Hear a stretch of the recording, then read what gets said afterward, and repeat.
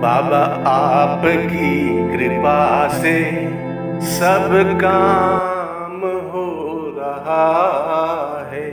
नमस्ते मित्रों, जय सिया राम, जय बाबा की। मैं पवन कुमार चतुर्वेदी आप सभी इष्ट मित्रों का एवं बाबा के भक्तों का आपके अपने ही YouTube चैनल पर हार्दिक अभिनंदन एवं स्वागत करते हुए पूर्ण अस्वस्थ हूँ पूज्य गुरुदेव बाबा नीम करौली की एवं प्रभु श्री राम जी की कृपा से आप सब स्वस्थ होंगे, निरोगी होंगे एवं निश्चित ही प्रसन्न होंगे। मित्रों, कहते हैं जाको राखे साइया मार सके ना कोई, अर्थात जिसे भगवान पर पूर्ण आस्था है, विश्वास है एवं स्वयं पर यकीन है कि भगवान हमारे साथ हैं, तो उसका जीवन में कोई बाल भी बांका नहीं कर सकता है, क्योंकि भगवान पर एवं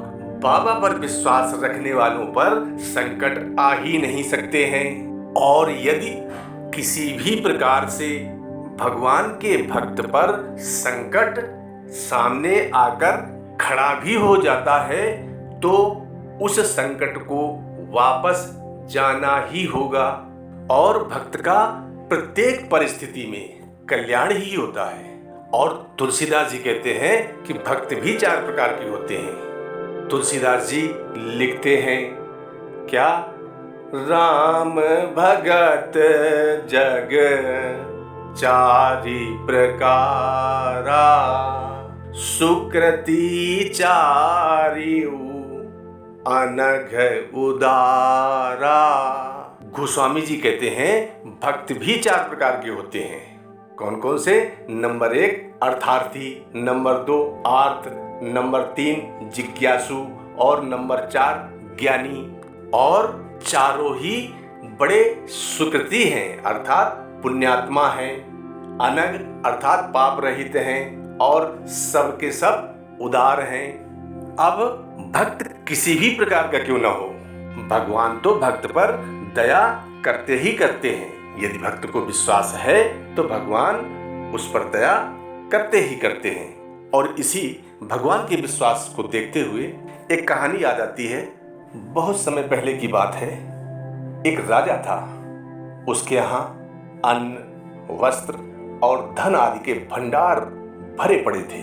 बस कमी थी तो बस इतनी ही थी कि उसके कोई पुत्र नहीं था। राजा बहुत दुखी रहता था।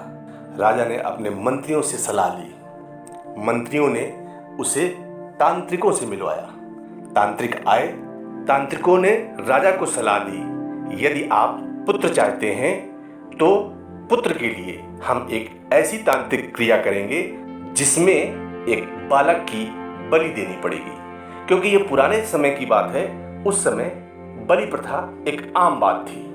राजा ने राज्य में ढिंढोरा पिटवा दिया और कहलवा दिया कि राजा को एक छोटे से बालक की आवश्यकता है जिसकी बलि चढ़ाई जाएगी, और जो भी व्यक्ति बालक को राजा को बलि चढ़ाने के लिए देगा उसे राजा बहुत सारा धन देंगे। उस राज्य में एक बहुत ही गरीब परिवार रहता था।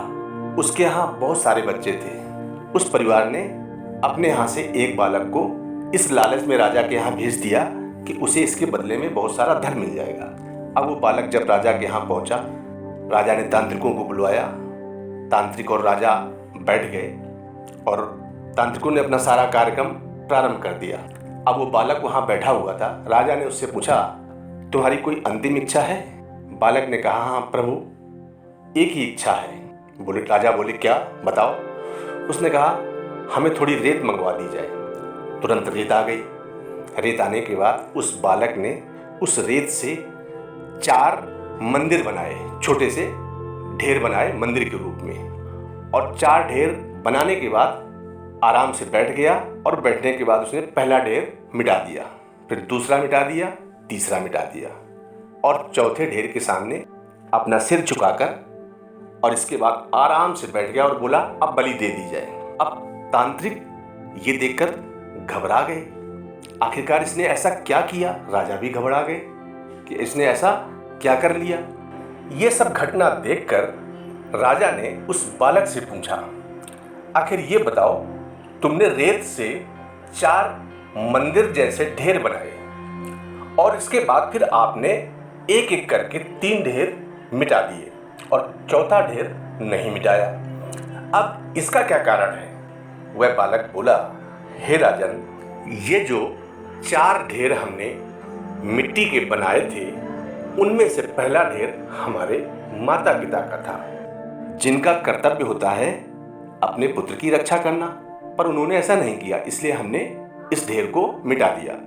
दूसरा था हमारे सगे संबंधियों का और अपनों का, उन्होंने भी हमारी सहायता नहीं की, अर्थात हमने इस ढेर को भी मिटा दिया। तीसरा आपका था, राजा से कहा, क्योंकि राजा का कर्तव्य होता है अपनी प्रजा की रक्षा करना, पर आपने भी ऐसा नहीं किया, इसलिए आपका जो तीसरा ढेर था उसे भी मिटा दिया। और ये जो चौथा ढेर है, ये हमारे प्रभु का है, हमारे भगवान का है, जिन पर हम आस्था रखते हैं, विश्वास रखते हैं, और हमें पूरा विश्वास है कि हमारे भगवान हमारी रक्षा अवश्य करेंगे। अब राजा का दिमाग बदल गया।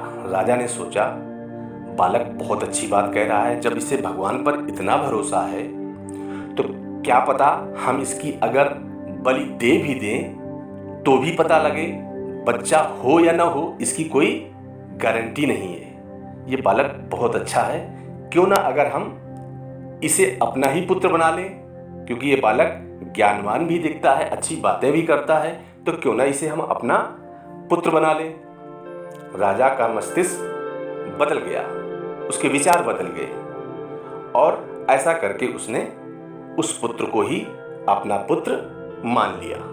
अतः मित्रों, जब सारे रास्ते बंद हो जाते हैं, सारे द्वार बंद हो जाते हैं, तो एक द्वार, जिसे परमात्मा का द्वार कहते हैं, भगवान का द्वार कहते हैं, वह सदैव खुला रहता है अपने भक्तों के लिए। और परमात्मा वह भगवान अपने भक्त की सदैव रक्षा करते ही करते हैं। अतः मित्रों, भक्त कैसा भी हो, अगर उसे अपने भगवान पर, अपने इष्ट पर और बाबा पर भरोसा है, तो जीवन में उसे आनंद ही आनंद मिलेगा, सदा सुखी रहेगा। क्योंकि मित्रों, सारा खेल आस्था, विश्वास और स्वयं में यकीन का ही है। गोस्वामी तुलसीदास जी बहुत ही सुंदर चौपाई लिखते हैं, क्या?